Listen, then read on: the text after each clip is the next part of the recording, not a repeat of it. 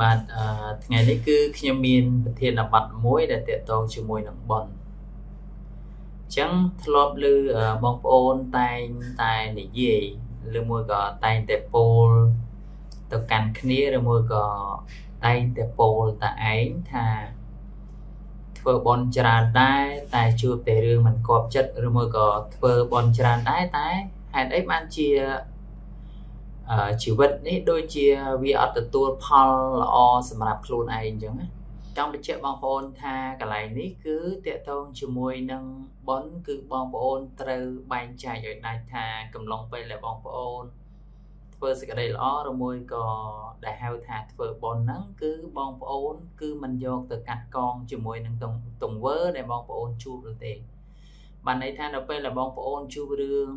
មិនគាប់ចិត្តក្នុងពេលណាមួយឬមួយក៏ជួបរឿងមិនជាទីគាប់ចិត្តថ្ងៃណាក៏ដោយឬមួយក៏កំពុងពេលដែលបងប្អូនរស់នៅនឹងក៏ដោយបើសិនជាបងប្អូនជួបកំឡុងពេលដែលបងប្អូនធ្វើបុណ្យក៏ដោយគឺបងប្អូនត្រូវជឿជាក់ឬមួយក៏ត្រូវមានសទ្ធាគឺការជឿលើការត្រាស់ដឹងដែលព្រះសម្មាសម្ពុទ្ធទ្រង់សម្ដែងថាបាបហើយនឹងបុណ្យអត់មានកាត់កងគ្នាទេបានន័យថានៅពេលដែលបងប្អូនជួបរឿងមិនគាប់ចិត្តគឺជាផលដ៏ឆ្អិនរបស់បាបឬមួយក៏អកុសលនឹងឯងហើយនៅពេលដែលបងប្អូនធ្វើសេចក្តីល្អណាមួយទៅកាន់បុគ្គលណាម្នាក់ដែលគាត់ធ្វើសេចក្តីអាក្រក់ដាក់បងប្អូនវិញក៏មិនតាក់ទងជាមួយនឹងបុណ្យដែលបងប្អូនបានធ្វើដែរបានន័យថាកំឡុងពេលដែលបងប្អូនធ្វើសេចក្តីល្អកុសលនៃការធ្វើរបស់បងប្អូននោះនឹងហុចផលឲ្យបងប្អូនវិញជាមិនខាននៅក្នុងថ្ងៃណាមួយ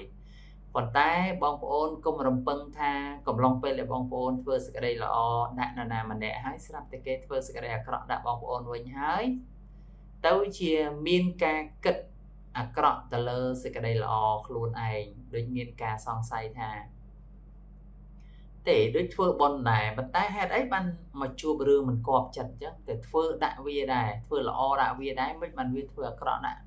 យើងអញ្ចឹងនៅពេលដែលបងប្អូនគិតបែបនេះហើយបានន័យថាបងប្អូននៅអត់ទាន់យល់ពីសេចក្តីល្អដែលបងប្អូនធ្វើនៅឡើយទេឬមួយក៏បងប្អូនអត់ទាន់មានសទ្ធាបានន័យថាជឿលើការត្រាស់ដឹងរបស់ព្រះសម្មាសម្ពុទ្ធនៅឡើយទេប៉ុន្តែបើសិនជាបងប្អូនមានសទ្ធាហើយបងប្អូនយល់នៅសេចក្តីល្អហើយបើទោះជាបងប្អូនធ្វើហើយគេធ្វើអាក្រក់ដាក់បងប្អូនវិញយ៉ាងណាក៏ដោយក៏បងប្អូននៅតែត្រេកអរនៅអំពើល្អដែលខ្លួនឯងបានធ្វើហើយបាទអញ្ចឹងវីដេអូនេះមានតែប៉ុណ្្នឹងទេបាទ